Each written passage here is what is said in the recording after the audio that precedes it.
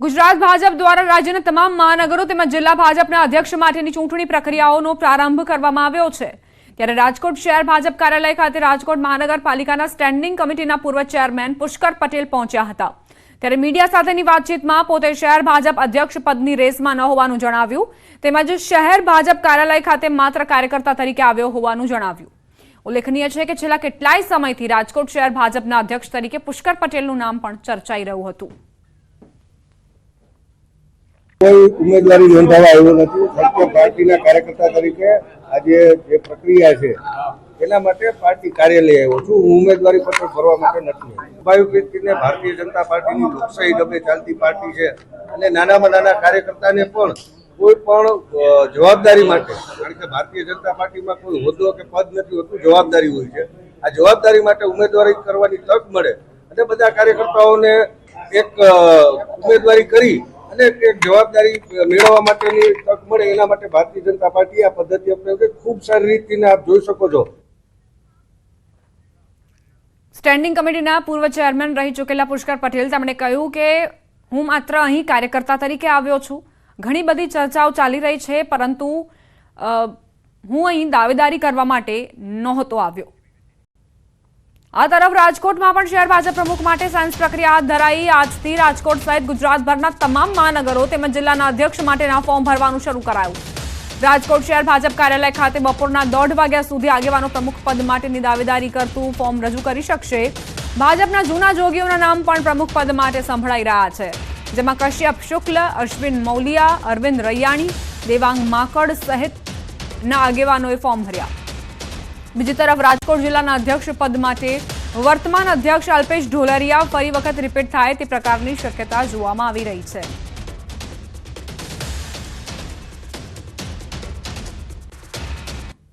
મહાનગરપાલિકાના પ્રમુખ પદ માટે ઉમેદવારી પત્ર ભરવાનો આજનો દિવસ છે। દરેક શ્રેણીના કાર્યકર્તાઓ આમાં પોતાનું ફોર્મ ઉમેદવારી પત્રક ભરી શકે છે। માત્ર નિયમોને આધીન એટલે કે 3 વખત સક્રિય સભ્ય પદ ધરાવતો હોવો જરૂરી છે। ભારતીય જનતા પાર્ટીમાં નાનામાં નાના કાર્યકરને પૂરું મહત્વ આપવામાં આવતું હોય છે। કોઈ પણ કાર્યકર એમ ઈચ્છે કે ભાઈ મારે પ્રમુખ પદ માટેની દાવેદારી કરવી છે તો આજે પાર્ટીના દ્વાર ખુલ્લા છે અને કોઈ પણ કાર્યકર્તા છે એ દાવેદારી કરતો હોય છે અને એના ભાગરૂપે મેં પણ આજ દાવેદારી કરી છે। પાર્ટીના તમામ કાર્યકર્તાને ફોર્મ ભરવા માટેની છૂટ હોય છે।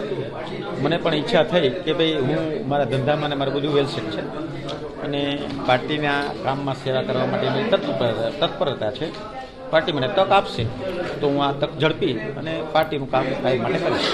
પાર્ટીની ગાઈડલાઈન મુજબ આજે ફોર્મ ભરાવા જઈ રહ્યા છે અને અલગ અલગ ઉમેદવારો અહીંયા આજે પોતાની દાવેદારી નોંધાવશે। આપણે પણ ફોર્મ ભરીશું કે ના, હું ફોર્મ નથી ભરવાનો। હું અત્યારે મહામંત્રીની જવાબદારીમાં છું અને કોઈ પ્રમુખ પદની રેસમાં નથી। ભાજપના જિલ્લા પ્રમુખોની નિમણૂક માટે રાજ્યભરમાં ભાજપની સાયન્સ પ્રક્રિયા યોજાઈ છે। ત્યારે ગાંધીનગરમાં પણ સાયન્સ પ્રક્રિયા યોજાઈ। સાયન્સ પ્રક્રિયા આજથી 2 દિવસ માટે યોજાશે। જિલ્લા પ્રમુખો માટે કાર્યકરોએ દાવેદારી નોંધાવી। જિલ્લા મહાનગરોમાં સાયન્સ પ્રક્રિયા પૂર્ણ થયા બાદ પ્રદેશ પ્રમુખની વરણી માટે કાર્યવાહી હાથ ધરાશે। મહત્વનું છે કે ભાજપ દ્વારા રાજ્યના મહાનગરો અને જિલ્લા પ્રમુખોની વરણીને લઈ સાયન્સ પ્રક્રિયા આજે હાથ ધરાઈ છે।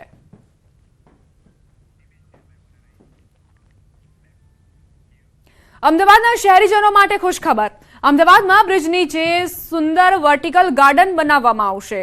હેલ્મેટ સર્કલ, પકવાન 4 રસ્તા અને નરેન્દ્ર મોદી સ્ટેડિયમ સહિતના બ્રિજ નીચે પિલર પર સૌપ્રથમ વર્ટિકલ ગાર્ડન બનાવવામાં આવશે। બ્રિજ નીચે વિવિધ પ્રકારના છોડ અને રોપાઓ લગાવાશે।